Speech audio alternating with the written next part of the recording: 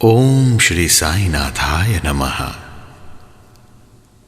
आइए हम अध्याय 34 को प्रारंभ करें।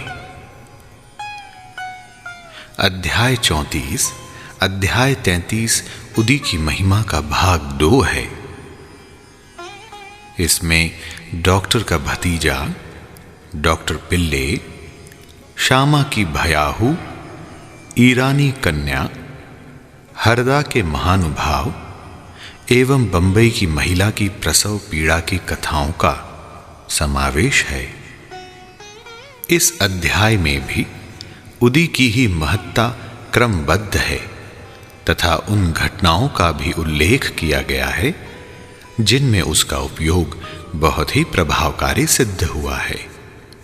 दूर दूर तक जा पहुंचा उदी का पुण्य प्रताप, हुए अचंभित देख इसे स्वयं चिकित्सक आप। आइए सबसे पहले हम कथा सुने डॉक्टर का भतीजा। नासिक जिले के मालेगांव में एक डॉक्टर रहते थे।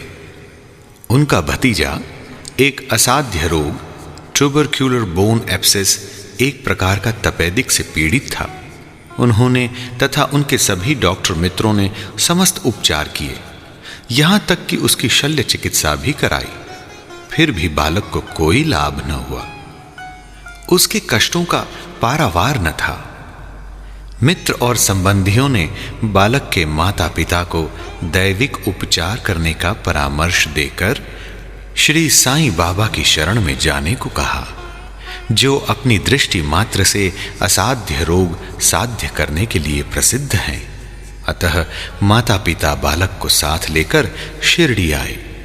उन्होंने बाबा को साष्टांग प्रणाम कर श्री चरणों में बालक को डाल दिया और बड़ी नम्रता तथा आदर पूर्वक विनती की, प्रभु हम लोगों पर दया करो, आपका संकट मोचन नाम सुनकर ही हम लोग यहाँ आए हैं। दया कर इस बालक की रक्षा कीजिए प्रभु, हमें तो केवल लाभ का ही भरोसा है। प्रार्थना सुनकर बाबा को दया आई और उन्होंने सांत्वना देकर कहा, जो इस मस्जिद की सीढ़ी चढ़ता है उसे जीवन पर्यंत कोई दुख नहीं होता। चिंता न करो, यह उदीले उस रोग ग्रसित स्थान पर लगाओ, ईश्वर पर विश्वास रखो, वह सप्ताह के अंत में पूर्ण स्वस्थ हो जाएगा। यह मस्जिद नहीं, यह तो द्वारकावती है, और जो इसकी सीढ़ी चढ़ेगा उसे स्वास्थ्य और सुख की प्राप्ति होगी तथा उसके कष्टों का अंत हो जाएगा। बालक को बाबा के सामने बिठलाया गया। वे उस रोगग्रस्त स्थान पर अपना हाथ फेरते हुए दयापूर्ण दृष्टि से बालक की ओर निहारने लगे। रोगी अब प्रसन्न रहने लगा और उदी के लेप से बालक थोड़े समय में ही स्वस्थ हो गया। माता पिता अपने को बाबा का ऋणी और कृतज्ञ मानकर बालक को लेकर शिरडी से चले गए। यह लीला देखकर बालक के काका को, जो डॉक्टर थे, महान आश्चर्य हुआ तथा उन्हें भी बाबा के दर्शनों की तीव्र उत्कंठा हुई। इसी समय जब वे कार्यवश बंबई जा रहे थे, तभी मालेगांव और मनमाड़ के निकट किसी ने बाबा के विरुद्ध उनके कान भर दिए। इस कारण वे शिरडी जाने का विचार त्याग कर सीधे बंबई चले गए। वे अपनी शेष छुट्टियां अलीबाग में व्यतीत करना चाहते थे, परंतु बंबई में उन्हें लगातार 3 रात्रियों तक एक ही ध्वनि सुनाई पड़ी कि क्या अब भी तुम मुझ पर अविश्वास कर रहे हो? तब डॉक्टर ने अपना विचार बदलकर शिरडी को प्रस्थान करने का निश्चय किया। बंबई में उनके एक रोगी को सांसर्गिक ज्वर आ रहा था, जिसका तापक्रम कम होने का कोई लक्षण दिखाई न देने के कारण उन्हें ऐसा लग रहा था कि कहीं शिरडी की यात्रा स्थगित न करनी पड़े। उन्होंने अपने मन ही मन एक परीक्षा करने का विचार किया कि यदि रोगी आज अच्छा हो जाए तो कल ही मैं शिरडी के लिए प्रस्थान कर दूंगा। आश्चर्य है कि जिस समय उन्होंने यह निश्चय किया, ठीक उसी समय से ज्वर में उतार होने लगा और ताप क्रमशः सामान्य स्थिति पर पहुंच गया। तब वे अपने निश्चयानुसार शिरडी पहुंचे और बाबा का दर्शन करके उन्हें प्रणाम किया। बाबा ने उन्हें कुछ ऐसे अनुभव दिए कि वे सदा के लिए उनके भक्त हो गए। डॉक्टर वहां 4 दिन ठहरे और उदी तथा आशीर्वाद प्राप्त कर घर वापस आ गए। एक पखवाड़े में ही पदोन्नति पाकर उनका स्थानांतरण बीजापुर को हो गया। भतीजे की रोग मुक्तता ने उन्हें बाबा के दर्शनों का सौभाग्य दिया तथा शिरडी की यात्रा ने उनकी श्री साईं के चरणों में प्रगाढ़ प्रीति उत्पन्न कर दी। आइए अब हम एक और डॉक्टर पिल्ले की कथा सुने। डॉक्टर पिल्ले बाबा के एक निष्ठ भक्त थे। इसी कारण वे उन पर अधिक स्नेह रखते थे और उन्हें सदा भाऊ कहकर पुकारते तथा हर समय उनसे वार्तालाप करके प्रत्येक विषय में परामर्श भी लिया करते थे। उनकी सदैव यही इच्छा रहती कि वे बाबा के समीप ही बने रहें। एक बार डॉक्टर पिल्ले को नासूर हो गया। वे काका साहेब दीक्षित से बोले कि मुझे असह्य पीड़ा हो रही है और मैं अब इस जीवन से मृत्यु को अधिक श्रेयस्कर समझता हूं। मुझे ज्ञात है कि इसका मुख्य कारण मेरे पूर्व जन्मों के कर्म ही हैं। जाकर बाबा से कहो कि वे मेरी यह पीड़ा अब दूर करें। मैं अपने पिछले जन्म के कर्मों को अगले 10 जन्मों में भोगने को तैयार हूं। तब काका दीक्षित ने बाबा के पास जाकर उनकी प्रार्थना सुनाई। साईं तो दया के अवतार ही हैं। वे अपने भक्तों के कष्ट कैसे देख सकते थे। उनकी प्रार्थना सुनकर उन्हें भी दया आ गई और उन्होंने दीक्षित से कहा, पिल्ले से जाकर कहो घबराने की ऐसी कोई बात नहीं। कर्मों का फल 10 जन्मों में क्यों भुगतना पड़ेगा। केवल 10 दिनों में ही गत जन्मों के कर्म फल समाप्त हो जाएंगे। मैं तो यहां तुम्हें धार्मिक और आध्यात्मिक कल्याण देने के लिए ही बैठा हूं। प्राण त्यागने की इच्छा कदापि न करनी चाहिए। जाओ, किसी की पीठ पर लादकर उन्हें यहां ले आओ। मैं सदा के लिए उनका कष्टों से छुटकारा कर दूंगा।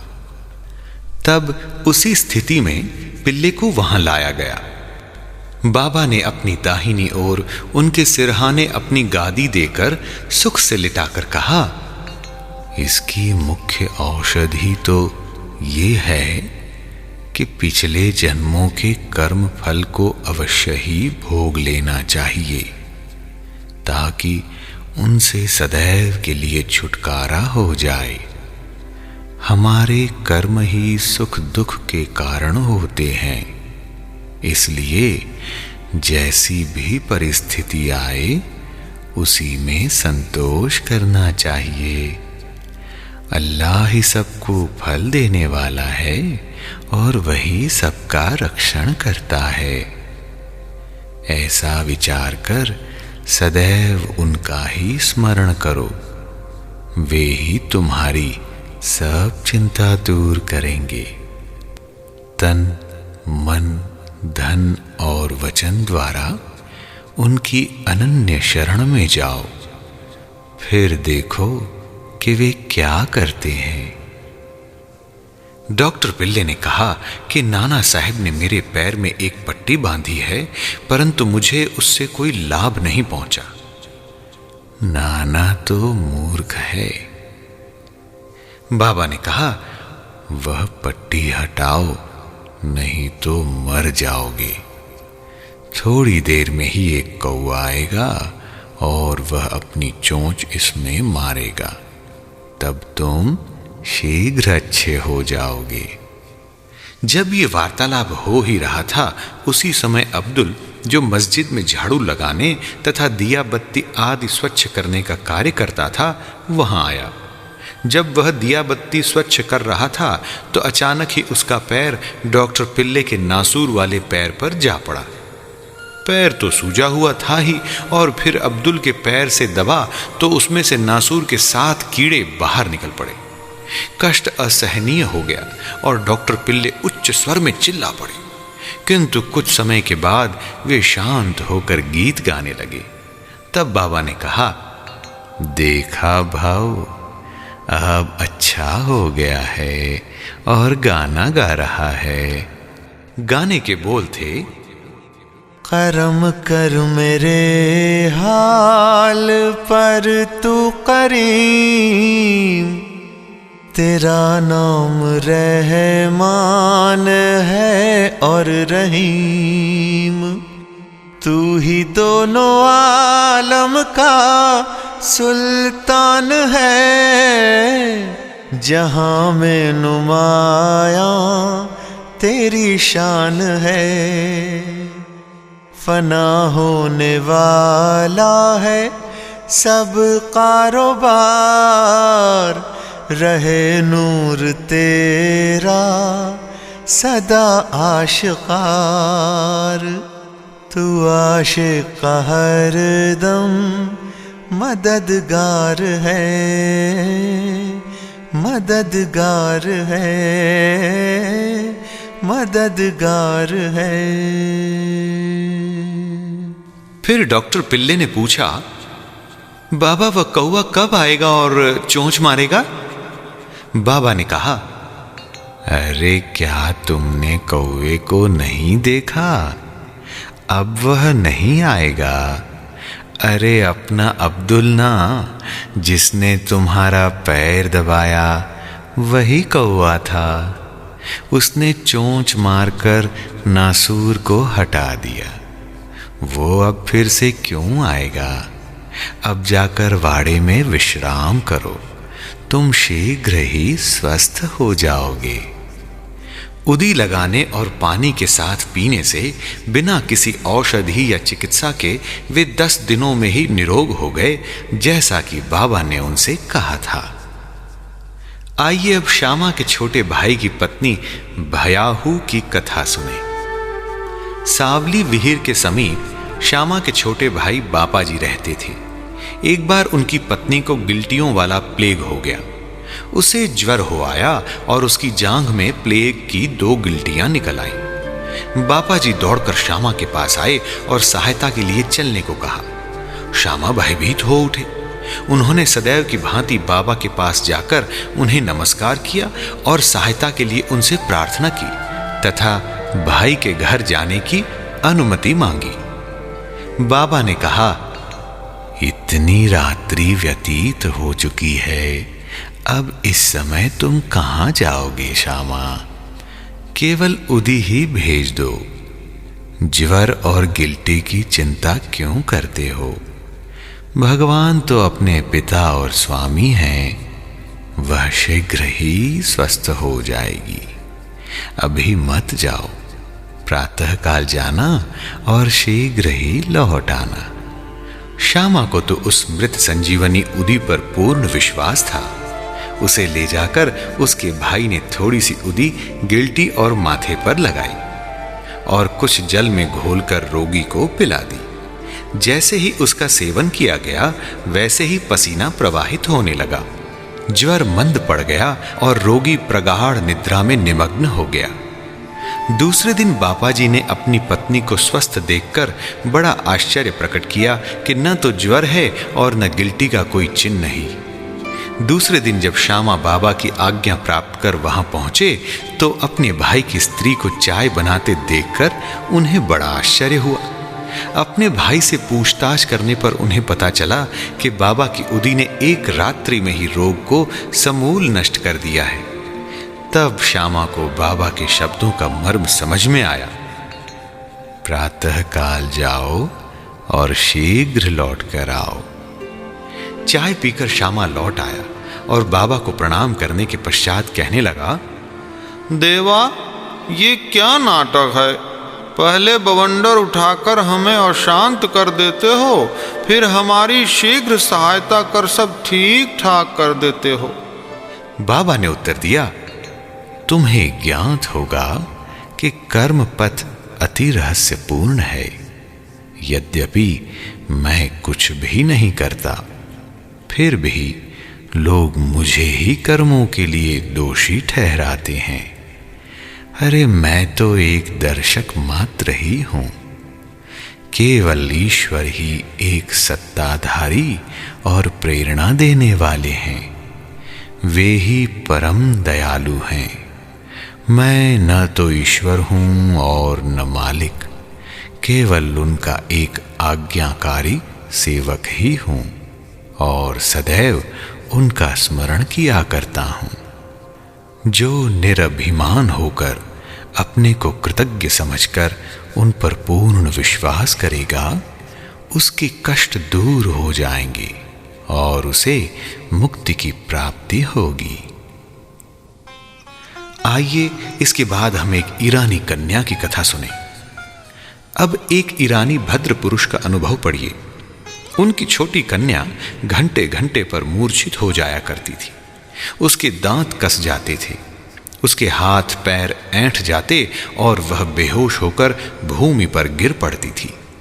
जब नाना प्रकार के उपचारों से भी उसे कोई लाभ न हुआ, तब कुछ लोगों ने उस ईरानी से बाबा की उदी की बहुत प्रशंसा की और कहा कि वह विलेपार्ला में काका साहेब दीक्षित के पास से प्राप्त हो सकती है।